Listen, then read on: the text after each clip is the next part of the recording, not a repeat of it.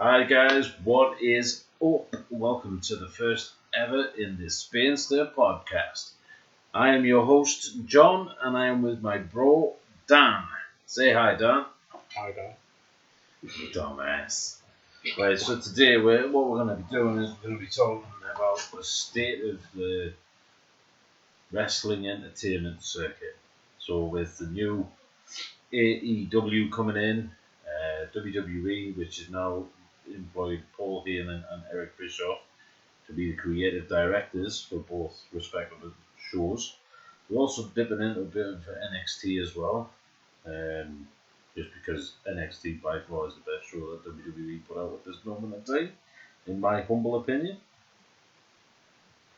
And also dipping in a bit of the Twitter feud between Will Ospreay and Seth Rollins, which was quite funny. Because it just showed that Seth Rollins he needs somebody to step in and take his account off him. You don't think? Well, fucking load of crap. Absolute bollocks. We might as well get up the fact that I'm not going to hold back. It's going to be R-rated, so if you don't like swearing, fuck off. Ever the polite one, ever the forward one. Well, let's get on with it. Right, let's start with the new boys in the business, which is AEW, which is the Cody Rhodes, Young Bucks, Kenny Omega show, along with Khan, who's the benefactor to it, who's putting the money in, and seems to be for the past 3 shows they've done now. Yeah.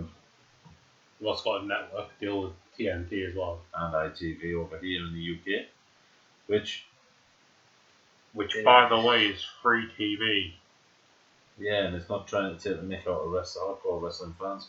It's going to give back to what, in my opinion, what we've been waiting for. Because to me, WWE at the minute, it's getting bland. It's the same type of rivalries and people fighting against each other. It's like, yes, congratulations on Kofi Kingston giving him the title. He's deserved it. Let's move on. Same with Daniel Bryan with the tag team titles. Just gifted them because it's Daniel Bryan. Seth Rollins, he's a half decent champion. But in my humble opinion, again, it's just that the people who brought up from NXT, which keep getting buried. Triple H puts all this hard work in. He helps them become the creator and creating some cracking characters. Finn Balor, who's now been pushed down the pecking order to Intercontinental Champion. Again, he's the first ever Universal Champion. He's never had his rematch. Well, he's had his rematch, but it was against Brock Lesnar. You've got Seth Rollins, who's now fighting Baron Corbin, him, douchebag, who tried to cheat his way in the last pay-per-view by bringing Macy Evans as a special guest referee. Again, that's just shit button. He's terrible. Baron Corbin is just terrible. The whole, when he first came in with the lone wolf thing was okay. Just okay. It worked in NXT. It was after watching a couple of his matches, he was a squash guy, so he would go out there and squash people. So you were looking at max 5 minutes, and he had a good feud going with Bull Dempsey, who was released, asked for his release because he wasn't going anywhere. They gave him a stupid gimmick called Bullfit. So basically, he was a fat guy pretending he was fit. But yeah, Baron Corbin was never destined to be the face of WWE. Mainly because he lacks charisma. He is boring. His entire persona is boring. And for Vince McMahon to push him just because of his looks is very shallow and it doesn't connect to any of the fans. At the end of the day, you could say, you might draw a couple more women in. But you're trying, your whole base is like, you're pushing this image towards young people who are watching it, and most of them are all male. And you're trying to push a bald guy who looks like a regional snooker player. Well, it's not. And stepping up in the crucible, Baron Corbin taking on Ronnie O'Sullivan. Play ball! He's not good enough. No, he's not WWE Championship material. You look at the feud between Samoa Joe and Kofi Kingston, on the other hand, on SmackDown. That is more realistic because you've got a true heel in Samoa Joe. He just doesn't give a shit. His whole persona is he's going to put you to sleep. That's it. He gets you in that cocaine clutch. Night night, sonny. Night night. The massive gulf of difference between most of the NXT call-ups and Samoa Joe is Samoa Joe's already been on national TV with TNA. Yeah. And but that's going on and touching on the TNA. We won't speak much about them because they're not really doing much now. But back when they had like the big talent, you had Beer Money, you had Rude, Storm, Styles, Sting, Samoa Joe, Kurt Angle, even the Chris Daniels Suicide and Zeri, who are in AEW's so-called uncensored. Yeah.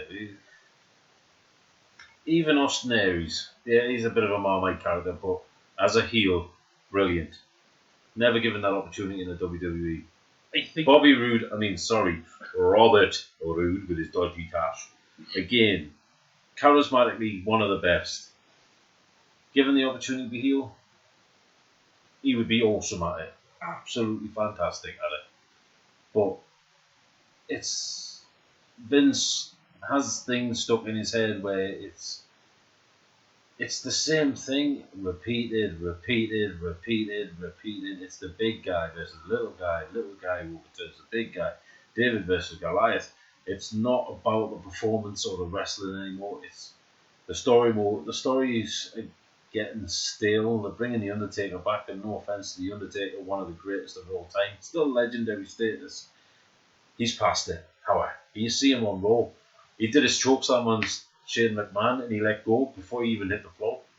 I mean, the best example of that would be to watch Goldberg versus Undertaker at the Saudi Arabia show.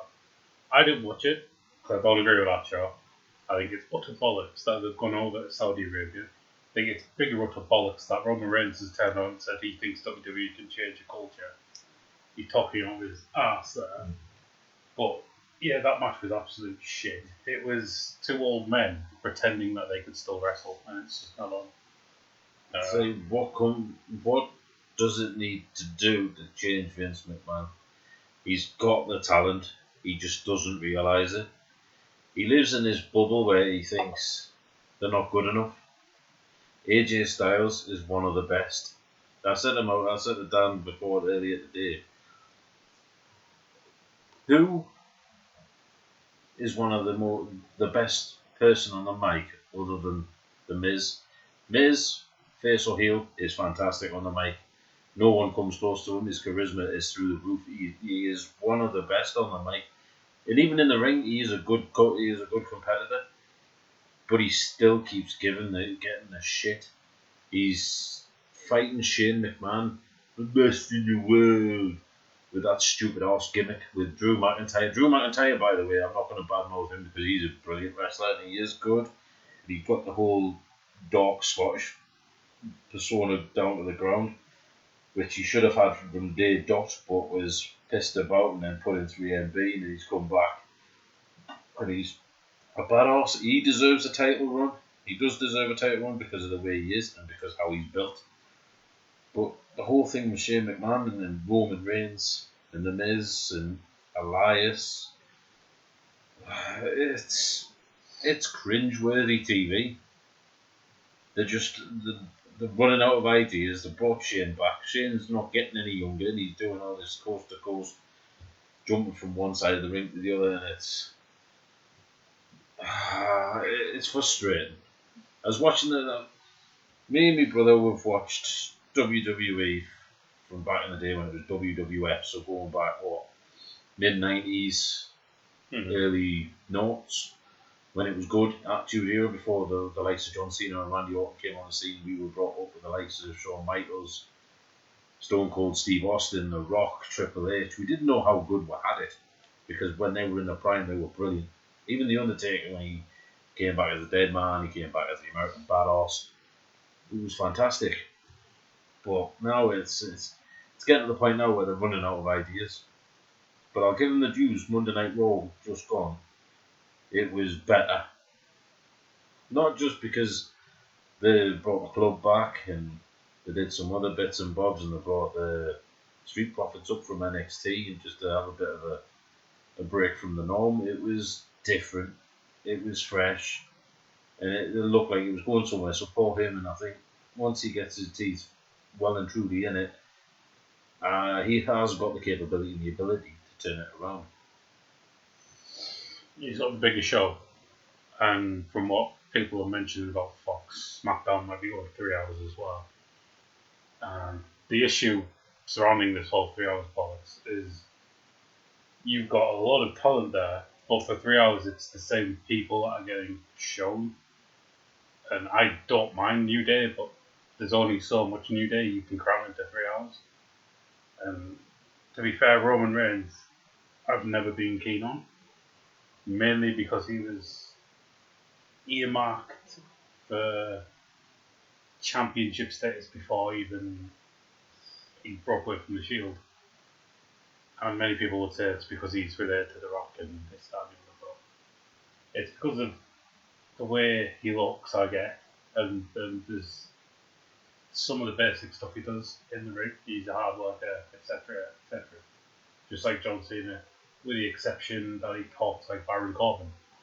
So you've got a guy who has the looks but has the personality of a brick wall, and you can't pull that off. You either have to have him with a manager who can speak for him, or he has to be in a faction where somebody else can speak for him. So I think John Cena was right when he said that no longer can you have a company run by one wrestler. It has to be a combination of everyone. You can no longer have a star like Hulk Hogan, The Rock, who was also backed up by Stone Cold Steve Austin, Triple H, Shawn Michaels. We're past that point. You've got a lot of individual superstars with their own fan bases. It's no longer this guy has this amount of our fan base. They have their own, especially people like Samoa Joe, Kevin Owens. They've been on the independent circuit for years and have their own fans. It's not like you can only force so much Roman Reigns on the fans before they turn on you, and then they start chanting for people who aren't even there. God, they were chanting for Randy Savage through one match of Randy Orton's, and to be honest, Randy Orton's getting worse. He has no interest. He doesn't want to be there anymore. No, you can see through the bullshit, so he's starting to get sick as well. He's interacting with independent wrestlers on Twitter. You see him liking and commenting on different tweets from different wrestlers. Going back to Roman Reigns, it all changed for him was when he was the biggest time when WWE booked up with him was at the Royal Rumble where he beat Kane's elimination record in one Royal Rumble, and then he got eliminated by Batista. Who Batista went on and win it. They dropped the ball with that one. They could have carried it on, and then they wouldn't have had to keep fighting for the fact of trying. I'm not the good guy. I'm not the bad guy, but I am the guy. However, really, you had the opportunity there and then, but what did you do? You squandered it. Why? Because you brought Batista back. Yeah, Batista's a good wrestler, but you brought him back, won in the Royal Rumble, and then you still lost because it was in a triple threat match. What was the point? You promise a wrestler, you bring him back, you're going to win the title, you're going to do a title run. And then you don't. Really? And then you've got WrestleMania, which has just gone earlier in the year in April, and you have the likes of Bayley and Sasha Banks dropping the tag team titles, which fair enough was to the Iconics, who are the only true tag team in the women's division, but at the same time, in the way and the respect that they did it just leaves a sour taste in everybody's mouth, and there's no true competition in the women's tag team division. There was no build. There's nothing. They just dropped it on everybody. Literally no build. You had a handful of tag teams. The problem they have is there's no base teams. They're all heels. You've got Mandy Rose and Sonya Deville. You've got the Iconics, and then you've had Sasha Banks and Bayley. And the reason Sasha Banks is no longer there Now WWE will say she's on extended leave. No. She left because she wanted to have an extended run with the Tag Team Championships. Fair enough, it's the first time they've had them in a long time, and they should cement it by a long reign. But to give them a couple of months and then pass it off to the Iconics was stupid. There is no build behind it, there's no build to that division. There is nobody other than Oscar and Kairi Sane now that can challenge them for it. Because they haven't built another team up. And it's dead in the water. Like most titles that they've created. Like the title that they give to Braun Strowman after he won the world's largest Royal Rumble in Saudi Arabia, they give him a green WWE belt that disappeared off TV because nobody liked it. Because it's a belt for the sake of a belt. The 24/7 belt. Yes, it's good, but that's because R-Truth and Drake Maverick have made it good. But if it wasn't for them two, it would have just been another belt that's round the waist of a guy who's barely on TV. Yeah, but see, you've got people that are chasing for that title, the 24/7 title. You've got EC3 amongst them. You've got Robert Roode amongst them. You've got what's his face? Never mind. But you've got top superstars chasing them up to that 24/7 belt. But you're not willing to use them. EC3 is the most underused, underrated person in the WWE. This is his second stint with them. First stint was when he was in the original NXT. Second one is as he is EC3 in the top 1%. He is absolutely shredded. He is in the peak of his ability. He's really good at wrestling, and he's a massive heel. You can always, even if you go back to the TNA roots with Drake Maverick and EC3 and having them pair together and Drake being his manager, it just makes perfect sense because they work so well together.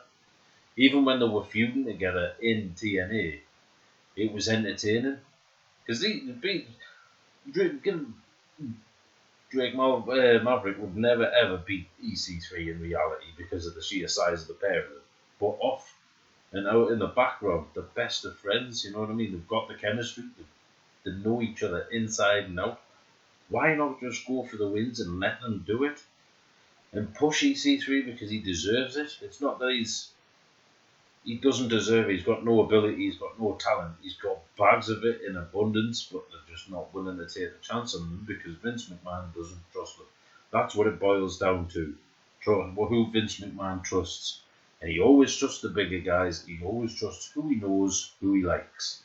So the likes of Undertaker, Goldberg, Triple H, because he keeps coming back into the ring and putting his work gear on. Randy Orton now and again when he can be asked to show up. It's getting stale. They've got the talent there. You've got the likes of Ricochet, who's better than the USA champion. You've got Samoa Joe. You've got Seth Rollins. You've got Becky Lynch and the Man. I think it's running its course. It's getting a bit stale now because they just keep doing the same thing day out with. Funnily enough, two people that look identical. Charlotte and Lacey Evans. No, don't get me started on that fucking storyline. They did not need to go into that WrestleMania with both brands' women's championships in the main event WrestleMania with Ronda Rousey and Charlotte. It felt a bit backhanded to Asuka, who was champion at the time, that they just handed it to Charlotte Flair. She didn't do anything to deserve it. She didn't need to be in the main event. They put her there, unfortunately, I hate to say it, but because she's Charlotte Flair. You didn't need her to be in it. It's Ronda Rousey versus Becky Lynch. That brings people in anywhere. The people did not want Charlotte in there. She got booed, not because she's a heel, because nobody wanted her there. And now they've pretty much ruined her now because Lacey Evans has come around, and Lacey Evans unfortunately has been already shot down because they leaked plans that they were going to push her and get her to beat Becky Lynch, and nobody liked it because nobody knows who the fuck she is. She was a nobody on NXT. She's basically just being pushed up because they needed new faces. And then going back to EC3, he got buried by a guy who was leaving the goddamn company. He was losing every night to Dean Ambrose. What sort of backwards mentality is that? When a guy who's leaving the company is winning matches over a person who's going to be staying longer. To me, it's about time he retired. There is no getting around it. He needs to take a step back and he needs to let Triple H take the reins. Because what Triple H does, now we're going to move on to NXT. So, with Triple H and his brand of NXT, where he lets his wrestlers have creative control. So, they have a meeting, they'll discuss what they want, but he'll let them have a massive input in it. So, when you go back to the NXT takeovers, so the entrances for, again, Bobby Roode, Glorious, Superb, Nakamura, again, superb.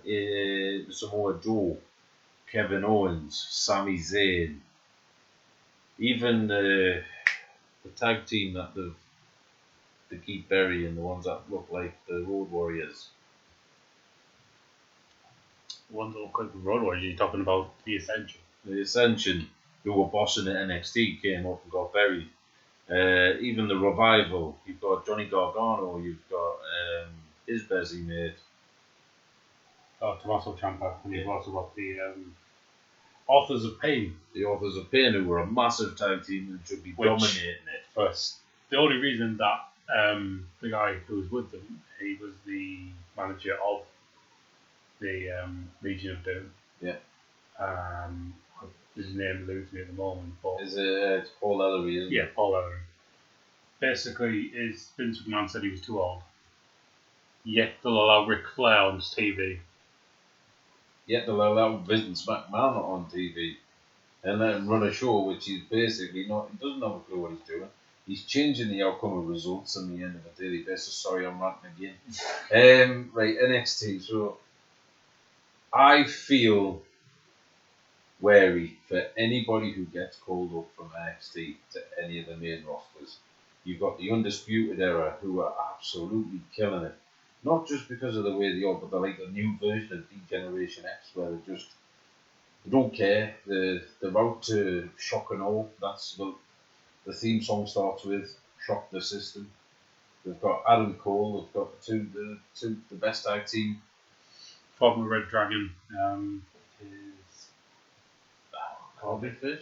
Bobby Fish and O'Reilly. Anyway, the Undisputed Era is probably one of the better factions to come out of it. And their rivalry with Johnny Gargano is one of the best. It's just the way they do it. The wrestling, when they're wrestling in the ring, it tells a story. It's not just because they hate each other. It's they want to prove themselves. They want to be the best in the business, and they're out there to prove a point. And that's what you look at when you go to NXT. Even Tyler Breeze has taken a step down to go back to NXT, along with Fandango. Yep. Just let us think and settle in just for 2 seconds. You've got the ones that did the Fashion Police, which was a brilliant segment. Every time they did it, even when they did it with the Ascension, it was so fun. It was just something different. You know what I mean? It was just out there, and you've got 2 charismatic and 2 good wrestlers to boot. So why would you let Fandango beat Jericho in his first ever WrestleMania match, and then think he's not good enough? It just doesn't add up. And you've got Dana Brooks that's taken a step down as well. She's gone back to NXT. She's a powerhouse, but yet was getting beaten every week. And she's an actual powerhouse. It just it doesn't make sense, and it's getting stale. And when you go back to NXT, and again, it is by far out the brand is one of the best shows on TV that they produce. Just for the fact that Vince has got nothing to do with it. That just tells you right there, doesn't it? Oh yeah. The amount of people that have been called up from NXT. Now this has gone from when it was officially called the NXT brand on TV. You're looking at over 40 wrestlers that have all been called up, male, female. How many have become world champions? The only one, the most notable one, was the very first NXT champion, not Seth Rollins. Yeah, but then he didn't do it by himself because he had the help of the Authority. Well, and then you've got Finn Balor. He managed to win it, the tournament, but injured himself. Yeah. Um, Again, Seth Rollins, Yeah. because he didn't wrestle safe. and then there's Kevin Owens. There was Sami Zayn, who has yet won a He's championship, won nothing. which is dumb. You've got a really massively talented guy there, and he gets punished because he's not allowed to go to Saudi Arabia because of his heritage. Which is fair enough, because at the end of the day, if you don't want to go, you don't have to go. Well, he's banned from going. The Saudi Arabia government don't want him there because he's Syrian. Well, there you go. Yeah, I'm just bringing up the NXT roster now. So there's a lot of wrestlers taking the backward step down to NXT these days. I wouldn't even say, to be fair, I wouldn't say it was a backward step. I think it's a step up, because by far the best show on the TV. So they're going, yes, it might look like it's a step down, but that was the WWE, the NXT brand is by far the biggest. Because it's new, it's fresh, it's not the same type of thing that you see day in, day out. It's like the whole thing is like this, you allow 6 wrestlers to keep swapping and changing shows. It just takes the piss. It's like you've got your Raw roster, you've got your SmackDown roster, you did the brand split, stick to it. You've got your champions on both shows, stick to it. If you're not going to stick to it, get rid of the championships. Just have the one. Case in point, Sanity. One Yep. of the best factions going in NXT. Eric Young. Eric Young hasn't been on TV for God knows how long. Nope. Killian Dane has gone back to NXT. And the German fella, Alexander Wolf, has gone to NXT UK. Oh, for God's sake. So, because when I got excited, when they first started signing former TNA wrestlers, I was getting excited, especially with Eric Young, because he's a more out there Daniel Bryan. He's a more split personality, and that's why he was in Sanity, because he's not all there. And you had Nikki Cross, that was part of them as well, but again, it makes no sense. Why bring them up just to split them up and send them to different places? It just doesn't make sense. If you try to make sense of it, you probably drive yourself mad. It's like, how does Vince McMahon get his logic? Where does he get his logic from? Where does he get, when he's sucking these guys? You've got one of the best guys to get anything over, Chris Jericho. He got it. He got the list. And he got ever. mm-hmm. All these quotes, they're just stupid. Over. You know when you don't do a table and you get in Jericho's face? What's that? You just made the list. You know what I mean? I'm going, ever. And then, what you'll get? What? It. You know what I mean? It's like, you've got nobody on the roster that is the way Chris Jericho is, because he's like one of the last of the old school wrestlers. You've got the new age coming through. You need to adapt and change. Case in point, going back to the Authority when they first came about, when they came back into power. You adapt, you change, or you perish. In WWE, yes, it's a massive company. Yes, it's never going to perish, because it's always going to have its hardcore fans. Everyone's going to disagree with what we're saying today, but at the same time, you need to take a step back. You need to have a look at it. You've got the greatest wrestlers possibly in the world on your brand, yet you're doing nothing with it because you're still putting too much trust in the old guard. You need to get the brush out, let The Undertaker retire. He wants to retire. You can tell he is tired. He's just sick now. He wants to just put his feet up and chill out. But they throw money at him and he's going, yeah, I'll come back. And I'll do that. But it's like, he doesn't want to be here. You can tell. With Monday Night Raw, when he did the chokeslam on Shane McMahon, he picked him up. And he didn't even bother throwing him to the floor. Shane just fell. And it's like, you can tell. Anyway, we'll go back. I'm not ranting anymore. No, no more rants. We'll go back to NXT.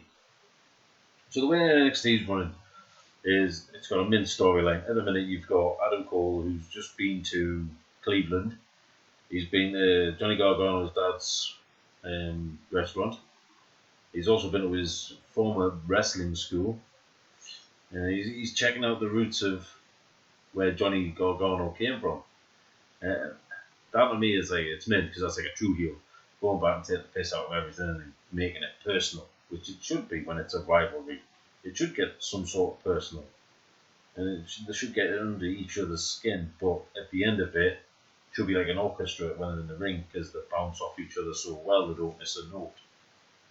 But it's just the way NXT's laid out, and they're let to do what they want.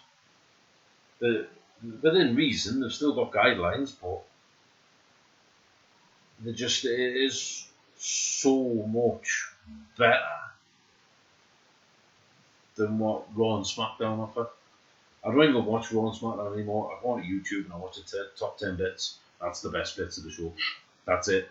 3-minute slips instead of watching a 3-hour show, which I'll get bored of. Watch a 3-hour YouTube, the 3-minute, between 3 to 5 minute YouTubes of the top 10 hits. That gives you the best of the show. That's it. Well, Vince McMahon reckons he's going to do a new free show over here in the UK. Well, anyway, they just dropped Sky Sports. They've gone to BT now. It's a free show, so it'll be on Channel 4 or something like that. Basically giving you the highlights. A lot of people pointed out you do that. It's called YouTube. Yeah. So for no one reason, just because AEW is free over here, because it's on the main 5 channels that you can get for free off the bat. It's not going to compete. It's a highlight package. You're getting the full program with AEW, and you're getting a package of half-an-hour highlights from a 3-hour show. That is actually, if you condense it without the adverts, probably less than 2 hours. Done, very done. With the AEW as well, though, they've got the best of the independent wrestlers. We'll move on to AEW anyway. We'll take a step now. We'll drop WWE for a bit. We'll come back then in a bit. Yeah. But AEW, they've had 3 shows. They've sold out all 3 venues within minutes. They've had monumental matches. Some really great matches. You had John Moxley in the latest one. You had the Young Bucks and Kenny Omega against the Lucha, something to do with the Lucha Dragons or something like that. Brothers. The Lucha Brothers. Wow. The Kenny Omega and the Young Bucks came out dressed up Street Fighter characters. Mm-hmm. They even incorporated it into the ring announcer when he round 1 fight. Things like that. It's different. Have a laugh with it. But at the end of the day, when you're watching the match in the ring and they're pulling off some of the moves, they're doing these flips and these crazy stunts outside the back, that's what gets your attention. It goes, wow, he's athletic. He's showing you what he can do. That's putting the bodies on the line. It's not, oh, we'll just take a bump. Or we'll do like half a moonsault and just get kicked in the face. They're actually telling a story when they're in the ring.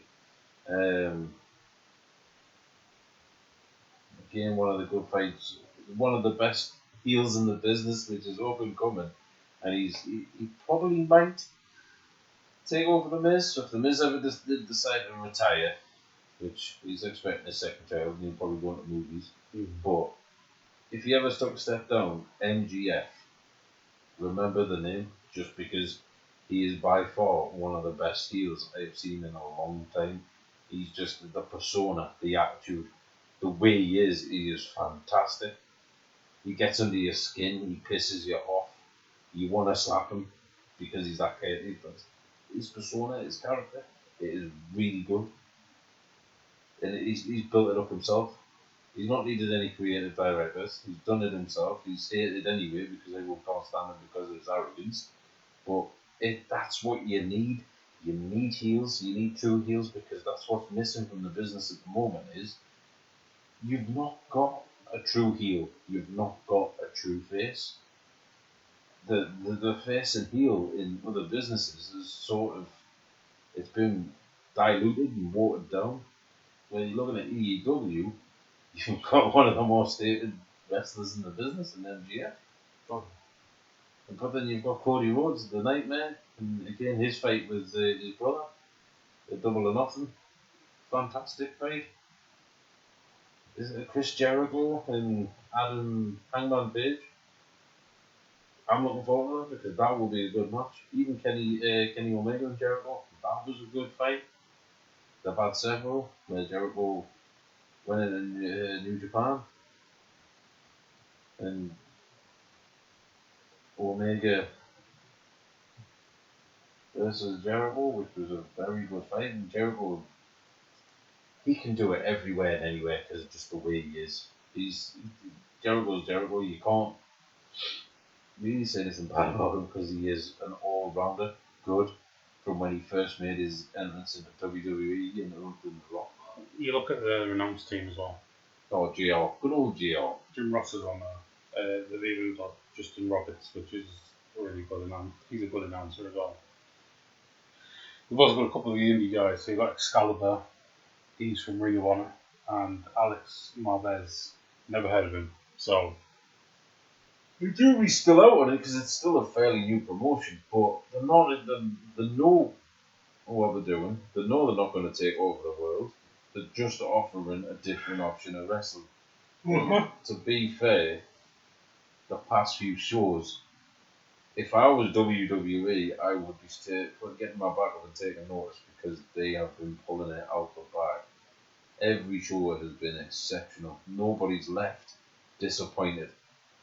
When you go into the highlights on the YouTube of AEW, it even incorporates some of the fans' views, and the fans are gagging for more. So when it goes on a regular programming on the TV, you're gonna get something different because it is different. But then you shouldn't be surprised because it's Cody Rhodes. Who was his father? Dustin Rhodes. Dusty Rhodes, yeah. The next one coming up is a charity pay-per-view called Fight for the Fallen on the 13th of July, so next weekend, which ironically is when WWE are hosting Evolve's pay-per-view at the same time on the network. The problem with this is it's a charity pay-per-view and they're trying to outdo it by putting up a Evolve pay-per-view, which if you don't know who Evolve is, it's run by the guy who used to own Ring of Honor. And I've not really sat down to watch Evolve because, to be honest with you, I've never really heard of them. And if they're getting streamed on WWE, it basically means they're owned by WWE. Pretty much. A lot of their stars do go there and make appearances here and there. You gotta think, AEW doing it off the back and doing it for charity, so it's more shame on WWE for doing it because they're only doing it for the money in the bank, whereas AEW are actually doing it for a charitable reason. Mm-hmm.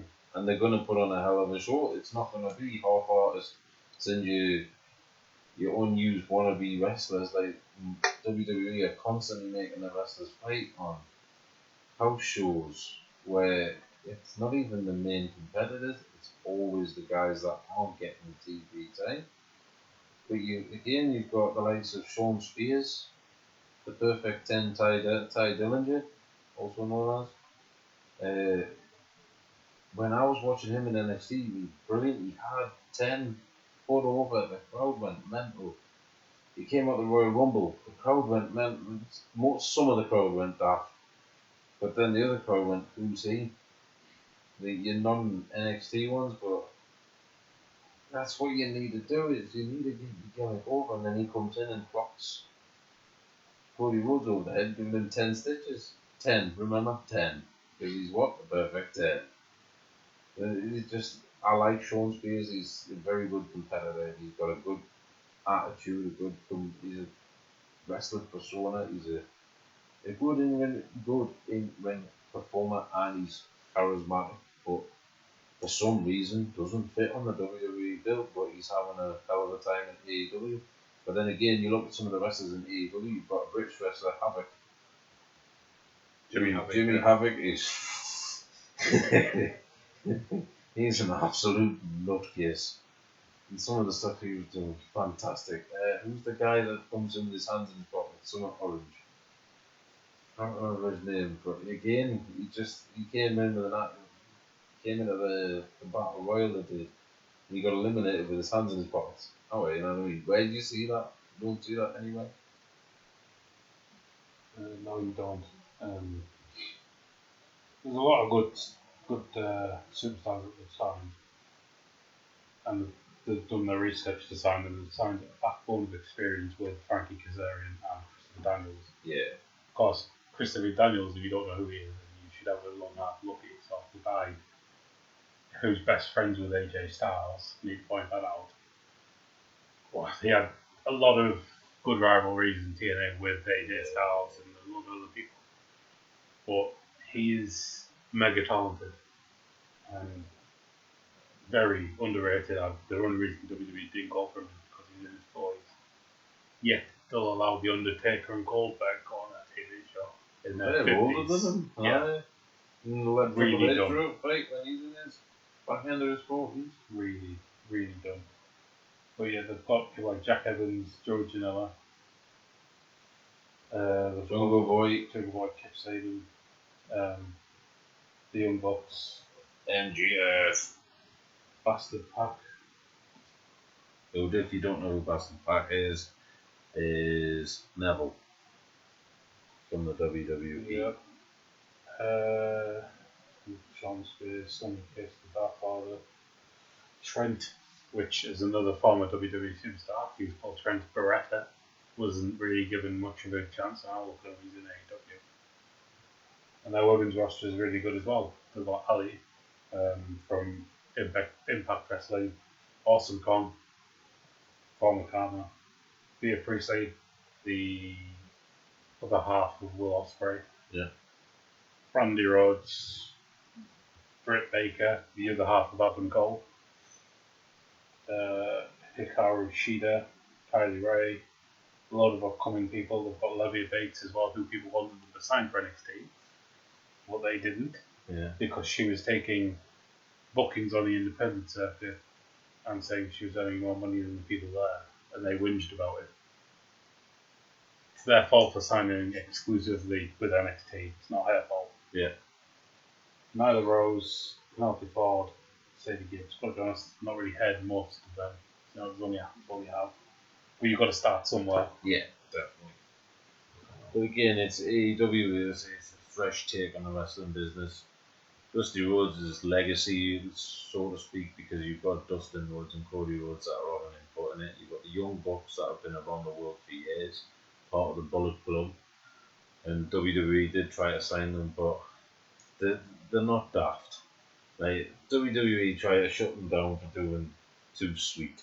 Really, it's just a bloody hand gesture. You can't trademark it because the fucking hand gesture you daft. They can only trademark it on t-shirts. Yeah. But again, AEW by far is something fresh and something good to look forward to. I'm getting quite excited about it because some of the stuff that I've watched so far has been brilliant. It's been what we need. It's been something completely different. Because it's fresh. Now talking about something looking forward to, we're going to talk about Eric Bischoff and Paul Heyman getting more creative freedom on Raw, SmackDown. So you've got Paul Heyman on Raw. Yep. And Raw was already really good because it's Paul Heyman. Yeah, so the previous show on Raw this week, and Paul Heyman getting stuck straight into it. You could tell by far as soon as he was putting little tweaks on it. The face turn of AJ Styles to heel with the club, getting them back together. Because if you go back a few years when AJ Styles first came to the business of WWE, he teamed up with Carl Anderson and Luke Gallows, and they brought in the hashtag Beat Up Cena, which by far was one of the greatest. Because why? Because it's fun to hashtag Beat Up Cena. But having them three back together is a stroke of genius. It's what it needed. Something fresh, something to come back. bringing two guys out of the cold and bringing them back in where they belong because they're an absolute immense tag team. They're just being wasted.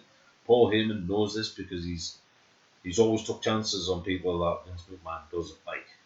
Whereas if you go back to the early days with ECW, who brought you Stone Cold Steve Austin? Paul Heyman. Who brought you the Sandman? Paul Heyman. Who brought you RVD? The Dudley Boys. He also brought you CM Punk as well. He brought up CM Punk. He brought Brock Lesnar. He's been with Brock Lesnar since day dot. But going back to ECW, some of the superstars that come out are super crazy. They're insane. Even Sabu, Taz.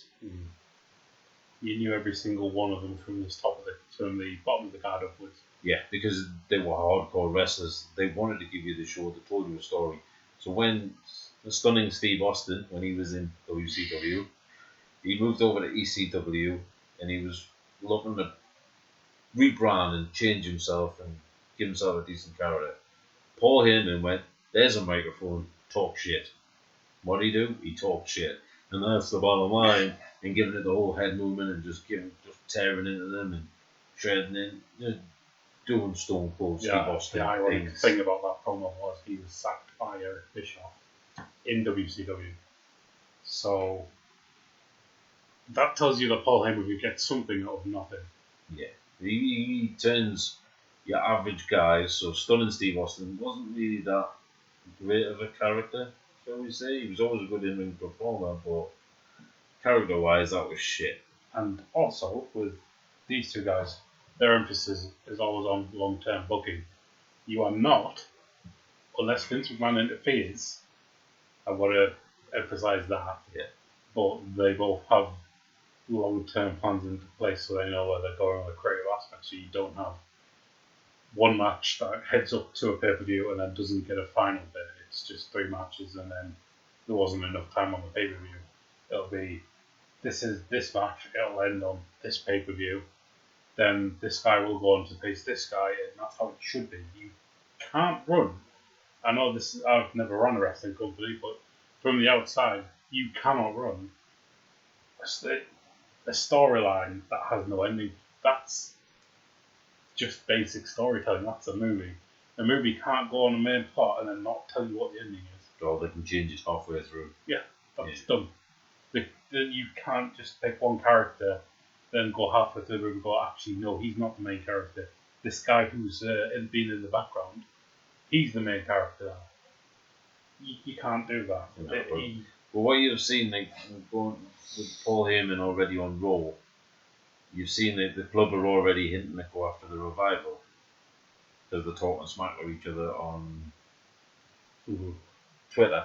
And I saw that with AJ and I think it was Dawson out of the Revival. That was, to be fair, that was quite funny. Because, again, that would be a fantastic feud. But at the end of the day, in my opinion, the club should win it because they're bigger, stronger, and they're heavier hitters. So in reality, this should walk. Yeah. Also, tag team. Expect more tag team exposure as well on Raw. Heyman's a master of that. That's why everyone is head of the Dudley Boys. Yeah. But you've got Heavy Machinery. You got Heavy Machinery. Go by. You've got and I really like Heavy Machinery because they are a good tag team. Authors of Pain. You've got the Ascension. Yeah. You've got a lot of talent there, and it needs to be tapped into. I mean, for God's sake, I've just named 2 of the best NXT tag teams there, and that's the Ascension and the Authors of Pain. And the fact the Ascension got buried by the Legends coming back, which was a stupid angle, and the only person who would defend that would be JBL because he's up his own ass. He was terrible anyway, that's why he doesn't do any announcing or anything to do with WWE anymore because he's an absolute clown. But to be fair, I did like the Michael Cole show. Yeah. The Layfield and Goldfield. But going back to Paul and then on Raw, I want to put a question to you. Mm-hmm. So what are you most looking forward to with the changes that he possibly bring with it? Paul Heyman, first and foremost. you look at how he brought his vision of ECW, and just it was real. And that is a phrase that I don't want that many people won't use in wrestling because wrestling's fake, but it was real. As in, you can emphasize with what's going on.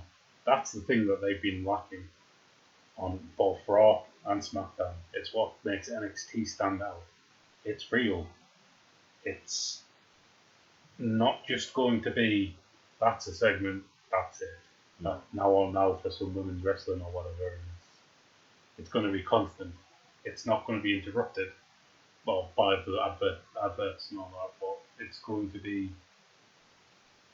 well oiled. It's going to have the creative direction. It's going to have a mixture of everything, which Raw has been lacking. And it'll also, because Paul Heyman does like pushing a mixture of young and veterans, so he'll have to get that mixture right. It also means that they're going to have to take a hold of the roster and decide who they're sending back to NXT, because there's too many wrestlers on Raw and SmackDown. So, and the idea originally with the brand trades was that some people were going to NXT. They need to send some veterans down to NXT, not because they're not valued, but because the younger talent need to be working with some experience. Yeah. And I don't say that a lot of people going into, I mean, Kushida, he doesn't need somebody with experience because he's got tons of it. There's a lot of other people that have come in from elsewhere that have got tons of experience, but they need experience working with that style. So they will need someone like Tyler Breeze. They'll need someone like Kofi Kingston, because I think Kofi Kingston, he's got a family now. He probably should think about not winding it down, but the way he wrestles is pretty much similar to Daniel Bryan's, so it's very high impact. It takes a toll on the body. But to be fair, he shouldn't really beat Samoa Joe at the next pay-per-view. My opinion, Samoa Joe should be the next champion.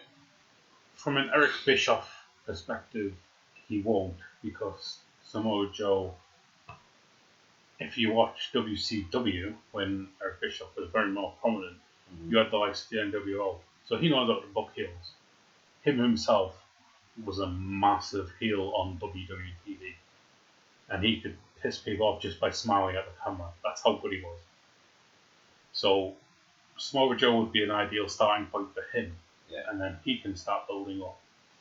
People like Andrea Almas and Selena Vega, start building them up again, building Aleister Black. He can start. They're feuding with Seth Rollins and Becky Lynch at the moment. That's for that stupid mixed tag challenge. Yeah, that's something. They need to stop with this whole brand crossover. Yeah, it's desperate. Ridiculous. It is desperate. It's just getting pointless. And it's taking TV time away from people who are on that brand. It's pointless. Yeah. But if you go back to the whole point when another go off topic, we'll go back to Eric Bischoff and SmackDown in a second. But it was when the Intercontinental Championship was around the Miz's waist and it wasn't being taken seriously enough. And it wasn't up until the point the Miz was sitting and talking smack, and he went mad, and I mean nuts, and it was brilliant. Daniel Bryan did not know where to put himself. That's why he stormed off, because the Miz was speaking nothing but the truth. But I'm a bit biased to the Miz because I've been a big fan of the Miz for a long time, because I just think he's a true heel. He's like what you were saying there about Bischoff. As soon as he speaks, he pisses people off. He looks at the camera, smiles, pisses people off. His ego is massive. His arrogance is awesome. It's just him himself, his personality and everything. Not trying to say that I want to get in bed with him, but he is fantastic. He did everything, but again, he's another one that's truly wasted as a face, because he just, yes, the crowd cheer for him, but put him back as a heel.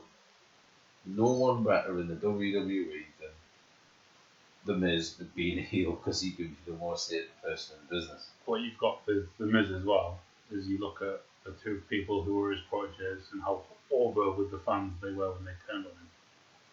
So Alex Riley was a massive face. Yeah. Damien Sandow was a massive face. What did WWE do? They wasted it. But what they can do with it now, if Eric Bischoff was to look at this in a big perspective thing, is you turn him heel, you allow him to build a lot of heel, then you put someone like an Alistair Black with him, or somebody who is a face but needs that extra push to get the fans behind him. That's the way to do it. You need someone like that. And not to comparison, but you could not have The Rock without Triple H. Or Steve Austin. Or you Steve Austin. You needed somebody who was the heel, the biggest dickhead in the room, which was Triple H. Yeah, he was. And you needed that extra push. You can't have just faces. You need the bad guy, not Razor Ramon in particular, but you need the bad guy. You need somebody like Scott Steiner, amazing heel. He couldn't count, couldn't do a script, kept fucking everything up, but hey, oh, he's big, pop. That guy is fucking entertainment. He's entertaining gold, he is. He is just amazing. You give him a mic, he says anything, the fans just love it because it's Scott Steiner, it's Nate Bauer. I mean, God's sake, he's wrestled so many countries, and he yells. He's taken that many roids to get the muscles that big. His first phrase on the WWE show was, he looked at the guy who gives mics and says, "Give me a fucking mic." I mean, how can you not love a guy like that? Well, PG Scott, and he's out there the ring, goes, "Give me a fucking mic." He's amazing. I love Scott Steiner.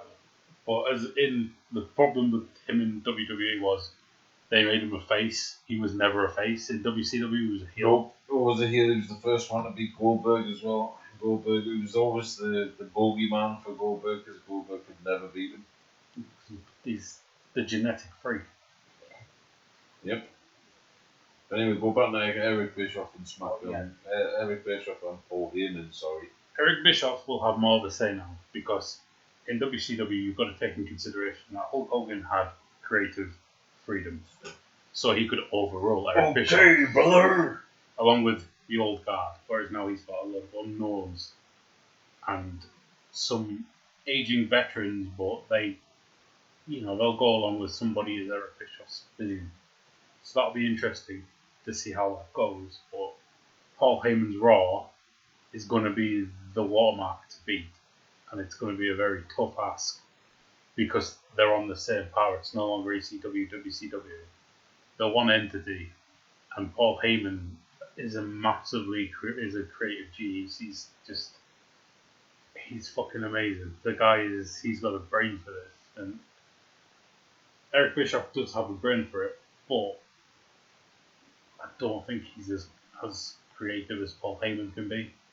No, because Paul Heyman, like I say, he created ECW.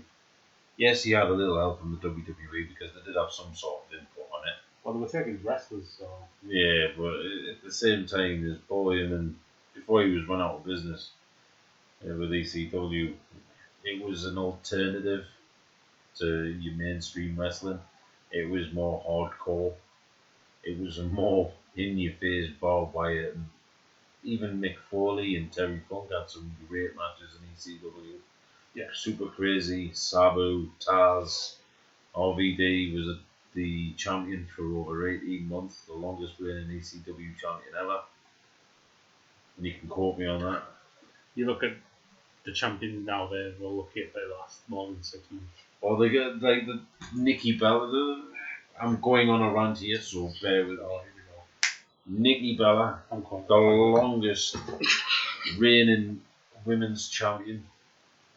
I'm just going. Sorry. You go for a rant. Divas champion. Only to knock off AJ Lee because WWE didn't want AJ Lee. It was the same with Brock Lesnar and CM Punk's record. CM Punk was the longest reigning champion. And then Brock Lesnar kept his title but didn't fight as many fights as what CM Punk did. And it just pissed me off because at the end of the day you've got a wrestler in Brock Lesnar who does nothing. He comes in, plays the beast, wins, goes. May lose the occasional match. Like he's come back, he's won Money in the Bank, he's got the Money in the Bank briefcase, he can go for Kofi Kingston or Seth Rollins, but he's biding his time. But Nikki Bella did that, used John Cena to get more status. Got a show on E, the Bellas, again, which she used got the fame on the back end of John Cena because will she get married to him? Won't she? They were supposed to get married, but they didn't. They were never ever going to get married. It was all scripted. He didn't want kids. He went out to a TV show, on a morning TV show, and I want kids, and that wasn't good enough for her. And Nikki is the longest reigning Divas champ. That doesn't sit well with me at all because AJ Lee was an actually decent wrestler. Yes, she played very good heel, and yes, she married CM Punk. But at the end of the day, is why would you put someone like Nikki Bella and give her the title and let her be the longest reigning when there's better women wrestlers who are 10 times better than Nikki Bella, who again used status with John Cena to get where she wanted to be. Then she ditched him. Now she's all loved up on Twitter. Every other picture with her new boyfriend. Ugh. And then she went on a podcast and said, if the new last of John Cena never did anything to break his heart, you chinner. Like, Nikki, shut the fuck up. You sleazy, horrible woman. Just live your life. Fuck off. And yeah. But again, yeah, the two longest reigning title, CM Punk and AJ Lee, not AJ Styles, that's a funny one, AJ Lee, and both got beat by two part-time wrestlers, Brock Lesnar, Nikki Bella. That's what pisses me off. The funny thing about Nikki Bella, just while we're on the subject, she tweeted out that she doesn't get any respect from WWE fans. You wonder why? Because it could be see-through bullshit that you were never going to marry Cena. Did you only get with Cena to increase your own popularity and get your own shows and make money off the back of it? Let's see. Oh, who's your stepfather, by the way? John, what is his name? John. My name is John Laurinaitis, and I am a knobhead. Yeah. Well, simples. Here's the thing about John Laurinaitis. Did you know he is the brother of one of the Road Warriors? Yes, I do. CM Punk mentioned it a few times. He wrestled abroad with a shitty little skateboard. I wanted to add something about that tweet anyway. It wasn't they didn't dislike her because of how she looked. It was because she has no talent for wrestling. Funny that. She couldn't wrestle. She got better when she was with John Cena. Brie got worse. She almost injured every opponent she wrestled, and people were sticking up for her going, yeah, well, it's not like she does it all the time. No, she fucking does. She would have hurt herself. She just had a fucking child, and then she's diving around the ring, falling on her bloody head. Her husband has only just come back from a neck injury. But my main concern isn't with Brie, it's with Nikki, and the fact that she thinks she's good enough for people to say, well, you know what, you are a human being, we should give you appreciation for what you did. No, fuck you. You are an absolute nothing more than snake with this. Look, you got with someone who was the top of the business, used his popularity to your own personal gain, and when you looked for the first excuse you could to get out of it because you didn't want to spend the rest of your life with it. You were never committed to him. You were never, ever in it for the long term. You were only in it to make money off the back of him and then move forward because it just proves with every fucking tweet you do with your new fella where you're all hour and it makes me want to vomit. The other part of it with me is she was a wrestler who wanted to be a reality star. Now look on the flip side of that. Miz was a reality star who wanted to be a wrestler, but with the exception that he's actually talented. He's actually got what it takes to do that. You were never a wrestler, and as for a reality star, I couldn't give a string fuck because you were boring.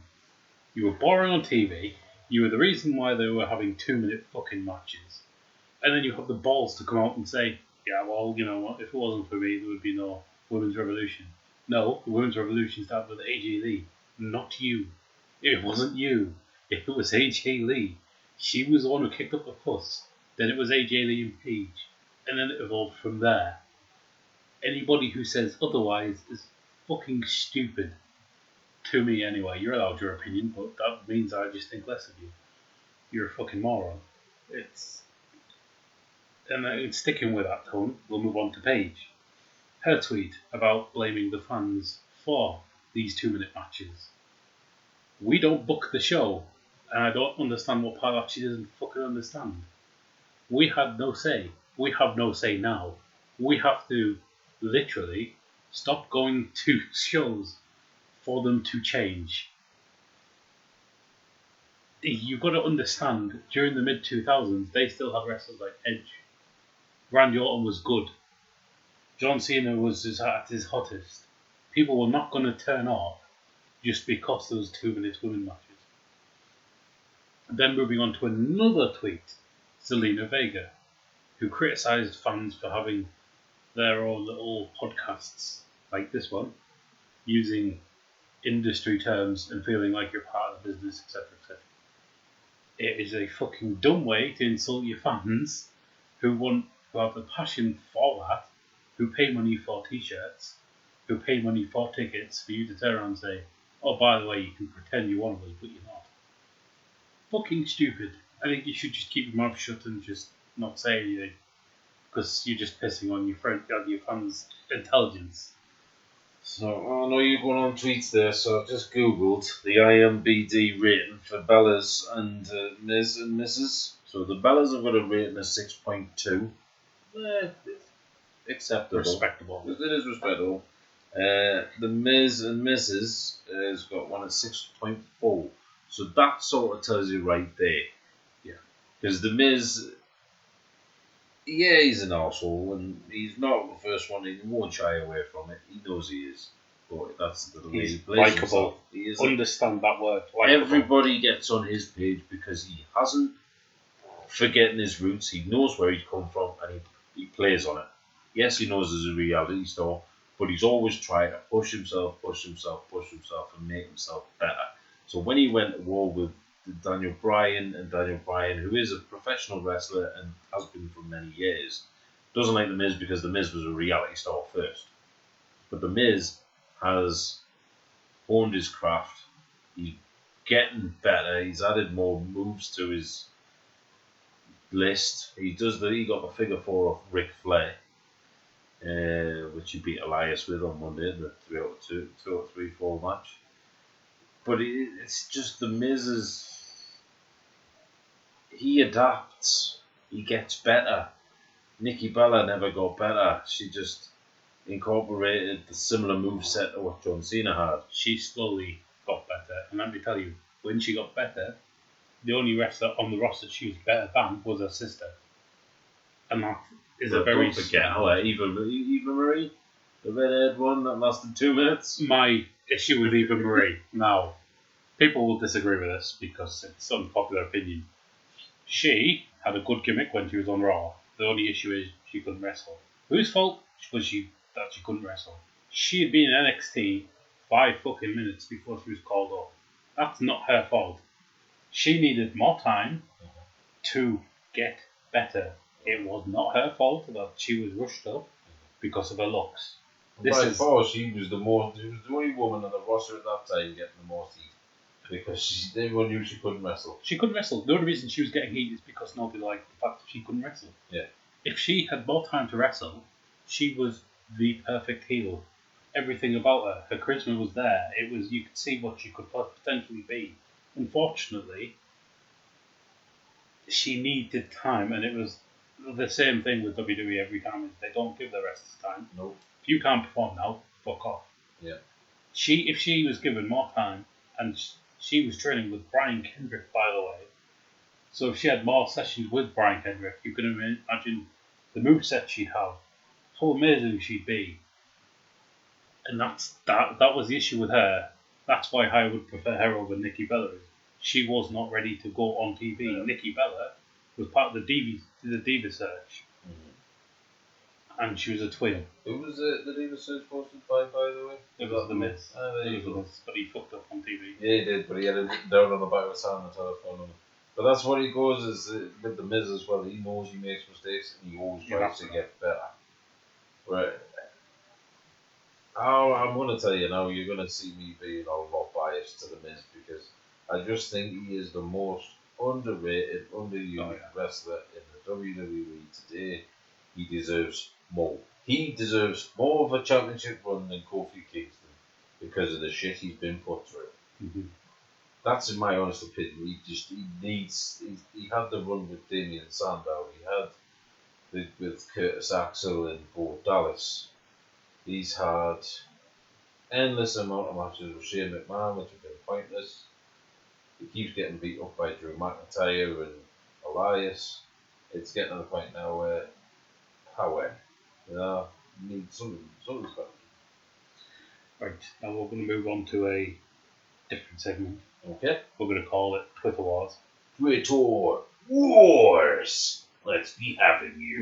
With Will Ospreay and Seth Rollins. Oh, yes.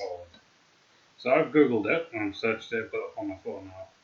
But his first tweet, which is what Will Ospreay repeated to him or responded, was that he claimed that WWE was the best professional wrestling on the planet. Period. Now, False. Here we go. WWE is entertainment, not pro wrestling. Yep.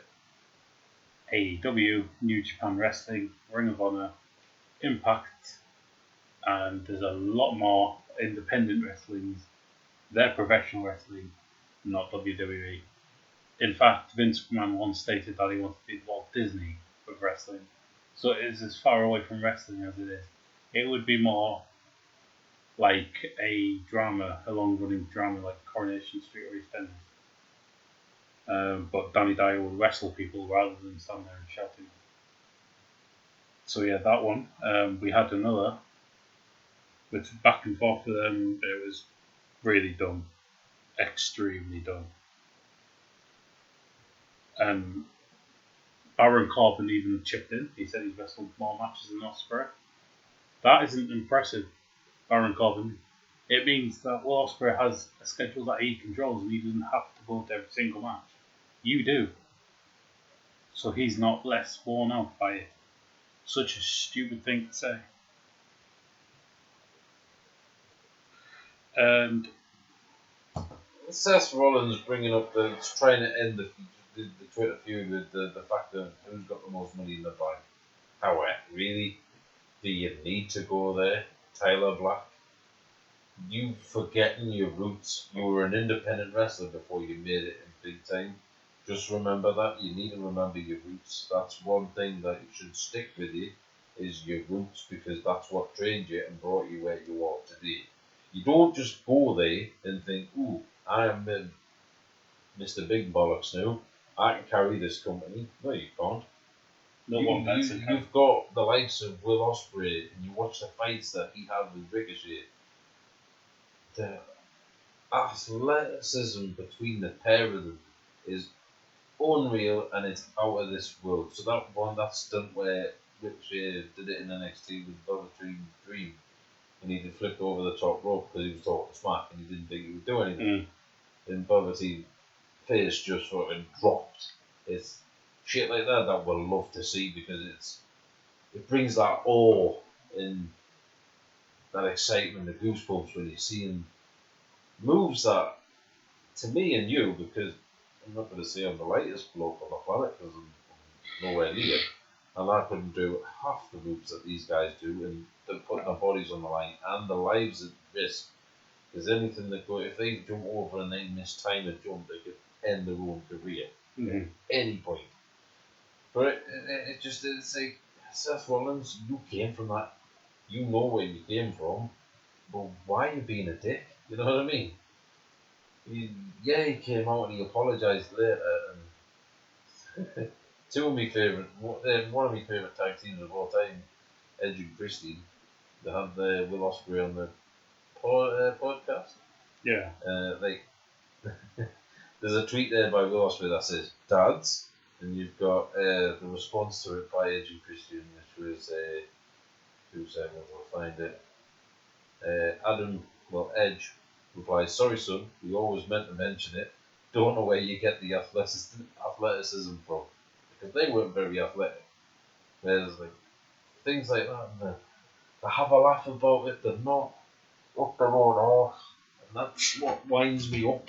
It's how does Seth Rollins get off? You know what I mean? Yeah, you're a WWE champion. Yes, you've seen the women's Raw champion, Becky Lynch. But where do you actually get off? You are not bigger than a company. Just remember that, because the last person that tried to be bigger than the company got sacked. You can't. You need to keep your feet on the ground, and you need to respect your roots. Because if as soon as you start forgetting where you came from, that's when things will go wrong. Because people will just not respect you. You'll lose respect. His point with this one is the fact that they all ended it on that one was done. Now, to put in perspective, that's Seth Rollins. Now, a smaller guy who was cruiserweight champion for a while called Neville. You may remember him. He was asked to go on Raw, main event it against Enzo Amore, another guy you might have heard of, and lose to him. And he said no and walked out of the building. Now, many people will probably say, "Oh yeah, that's him being sour grapes." No, it's a guy who is probably the best wrestler in the cruiserweight division at the time, probably better than a lot of the people on the main roster, saying, "Fuck you, I'm not losing it to a guy who can only talk." Dog smart. Yeah, he was good. Enzo was good at doing that. He was good at talking, but he was shit at wrestling. He wrestled the Billboard, what was it? It was Simon Gotch and Adrian.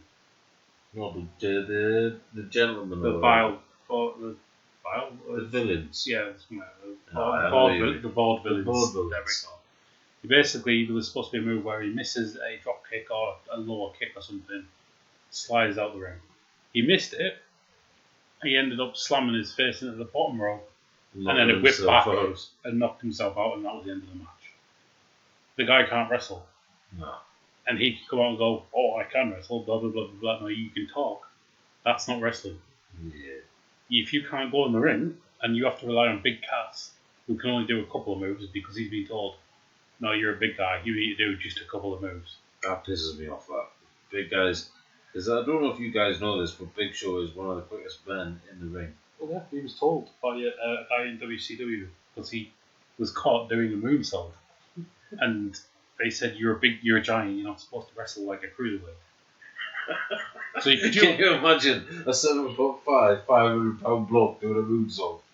What would be great is if the fact that he could then pull off a Hurricane Rana and you could have matches like Rey Mysterio, but he was over 7 foot. But the ring would last 2 minutes. I think in the long run it's done his health better that he wasn't doing that. Because God knows the people who did moves like that, like the Dynamite Kid, even though as a person he's a prick and he's also dead, but he was in a wheelchair for the rest of his life because of the shit he was doing in there. Yeah. So longevity wise, it was a good decision not to do that, mainly because he would not survive it in his later life. No, of course. That would be like Andre the Giant doing the shit that Ricochet does. Yeah. Did you really see Andre the Giant doing a front forward somersault over the top rope, landing on his feet? No. And not causing a tremor? He caused a big hurricane. They would have knocked Hulk Hogan out. But yeah, it would.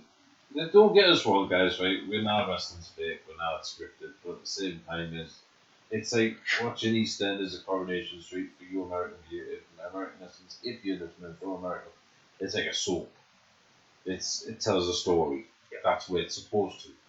But in somewhere in that, the translations got lost. But yes, I understand. Big Show can't be going around doing Rey Mysterio 169s and thinking he's light as a feather on his feet. Because he's 2 feet smaller than what he is. But then it's like, just to go back and touch on Big Cass, I watched, he did a thing on DDP, the YouTube channel, and he touched on mental health.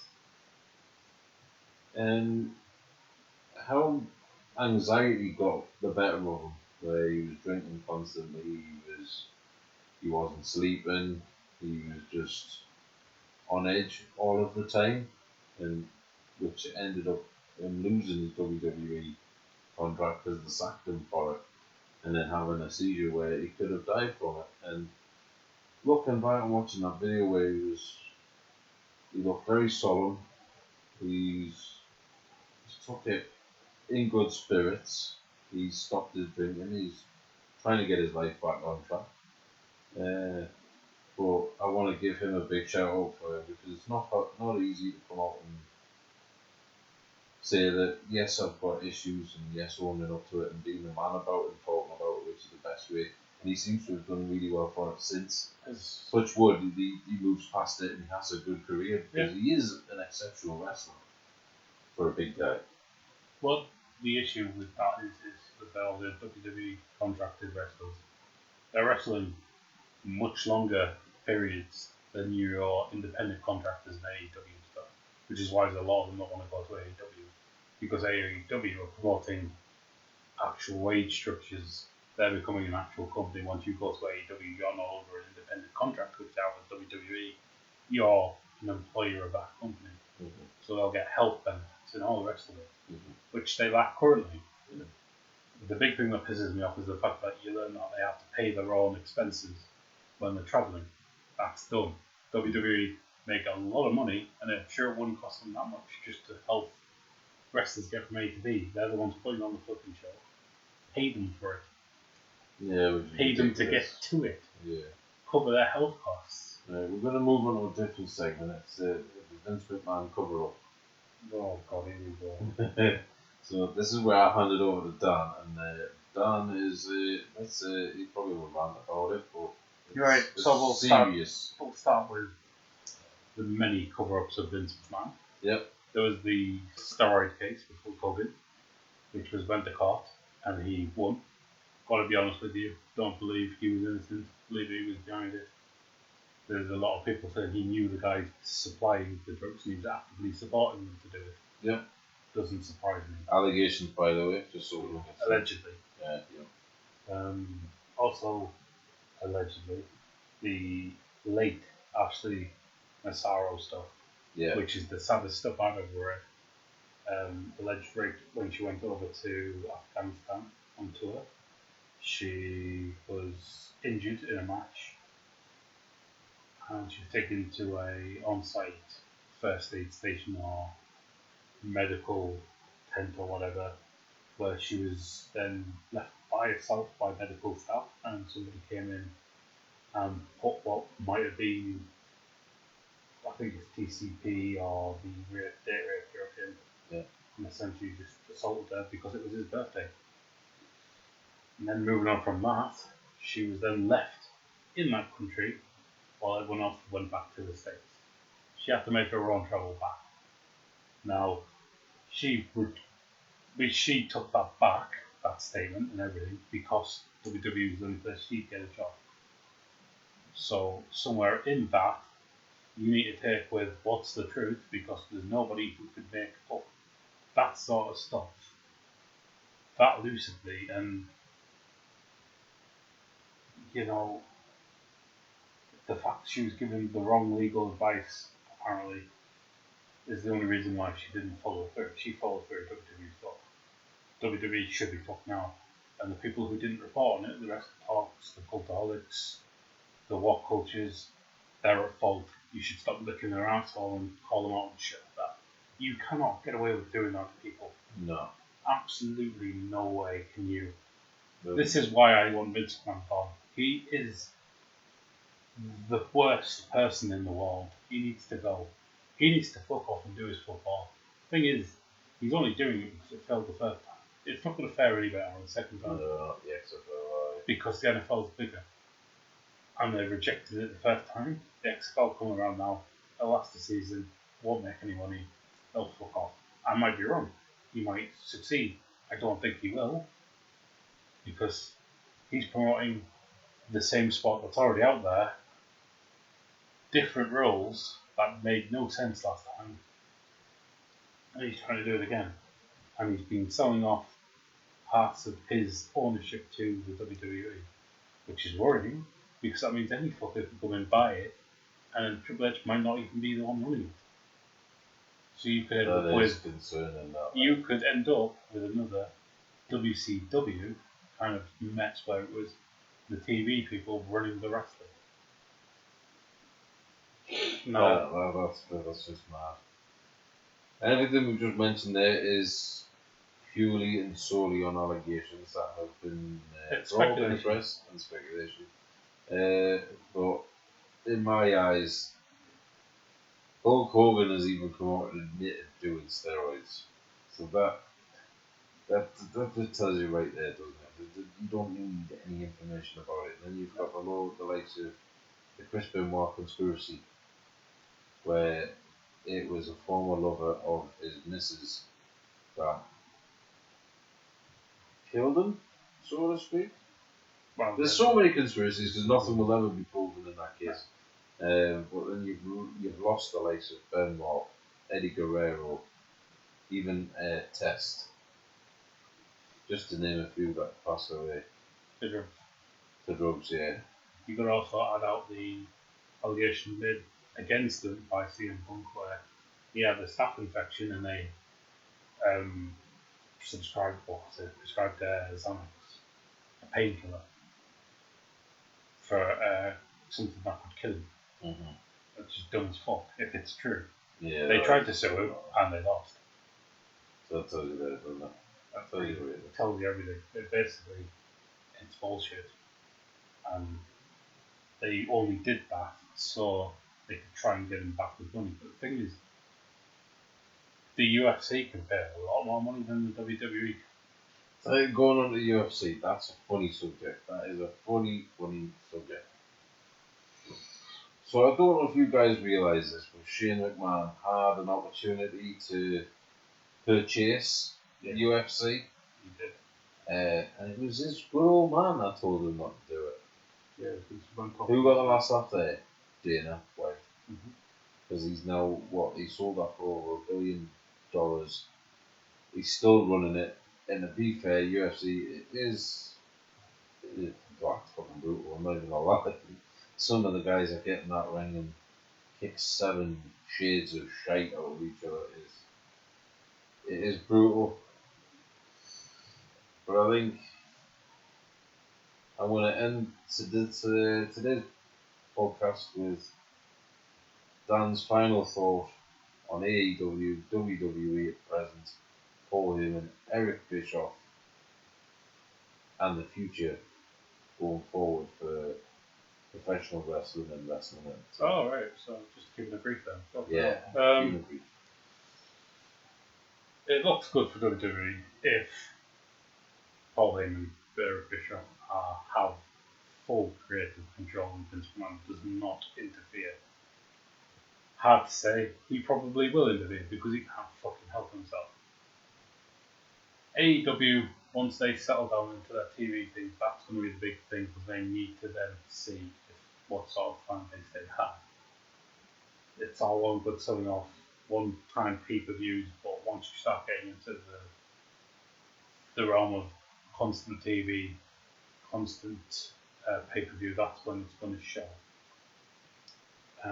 TNA or Impact Wrestling now, they're struggling. They're average. A lot of people have been saying the wrestling's been getting better. The wrestling might be getting better, but I don't know who the fuck any of them are anymore. I know John Morrison, Rich Swann, TJP. Don't know any of these. Apart from Sammy Collins, he's taken on Tessa Blanchard. My opinion on that is it's dumb. Just like Sammy Collins, it's dumb. Yeah, to be fair, I like the blokes on women fighting because Johnny Gargano and his missus have been doing it for years. Oh, it's good. But Sammy Collins as a human being is dead. So, yeah, I have a whole thing about him. I'm not going to go on to it. Yeah, okay. Maybe next week. No. Ring of Honor. Their future is pretty much in the wrong hands. They've got one of the biggest syndicate TV platforms in America. But they've done nothing with it. They're not getting the investment.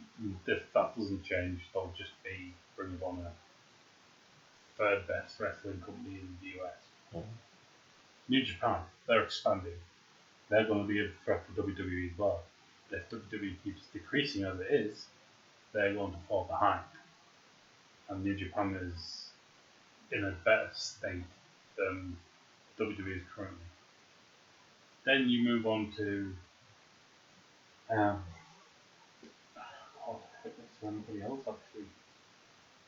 I think there's Progress in this country, RCW, they're proxies for WWE. WXW in Germany is proxy as well. But in brief, I can't see any immediate changes, but WWE giving it a couple more years. If their attendance numbers are not going back up, you can see that one either SmackDown get cancelled or Fox will cancel Raw when Raw was finally done. Because they've paid billions for that show. And thought that billion should have been enough for them not to go to Saudi Arabia. They're wasting everyone's time and talent going to Saudi Arabia for no fucking reason. Then they're doing shows in the far end of nowhere for minimum amount of money as well. And their schedule needs to be cut down as well. They should be doing it weeks. It's done. And they don't need a cruiserweight division. So overall, if you look at WWE now, it's a big mess. It's a big mess. If one fails, the whole thing's going to topple in on itself. Yeah. And the only thing currently that's keeping it up is NXT. And NXT takeovers aren't every month. You can't keep relying on that. And once, because that's getting eyed up by Fox as well, they want to put NXT on their flagship shows, channels even. So they'll have NXT, and NXT will have a bigger audience then. And once NXT gets a bigger audience, then that comes the biggest show. Then that will overshadow Raw. And if that happens, then Raw and SmackDown will cease to be, and NXT will become the new Raw. It's dumb. It is really, really dumb where your developmental system is better than your actual main event stuff. I don't know how they managed to get into that sort of state, but it's not great, especially when your rival is the son of Dusty Rhodes, one of the greatest bookers of all time. Yeah. But like I said, right now it's hard to tell. There's a lot of ifs, buts, maybes. I'd have to wait and see after a year of solid TV by AEW to see what sort of state everything's in. It's an exciting time. Well, it's exciting because it's a new company. It's owned by the son of his father owns an NFL football team. He owns Fulham. His surname is gone. Yeah, Not Tony. Tony Gone. Tony fans AEW. Yeah. Yeah. His father owns Fulham. He tried to buy Wembley Stadium. Nothing going on with the fans because it's like, no, we don't want you to buy our stadium. Many people go like, oh, why not? It's just a stadium. It's our national stadium. We don't want somebody who isn't English owning it. And that's not like I'm pro-English, he's my Nazi tattoo kind of thing. It's more, we play our FA Cup, I'm pro-English, he's my Nazi tattoo kind of thing. It's more, we play our FA Cup final there. We play our League Cup final there. That's where England play their home games. It's not a case of you can sell it off and then we'll play some NFL games here every once in a while. Stuff. But yeah, it's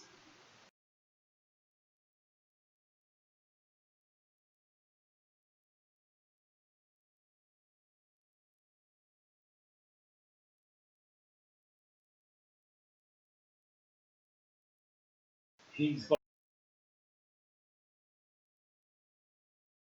the money there to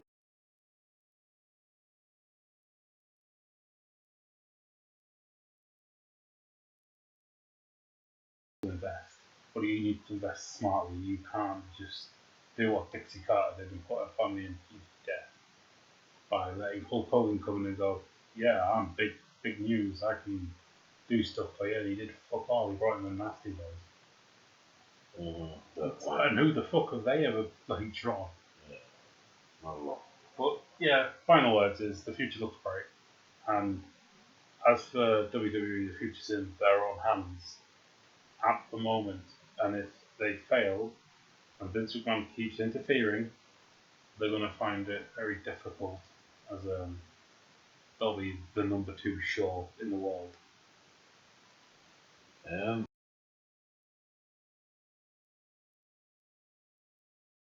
On that bombshell, we shall be catching you later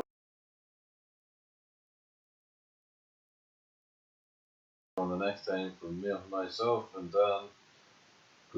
God bless and good day. Yeah, see you later.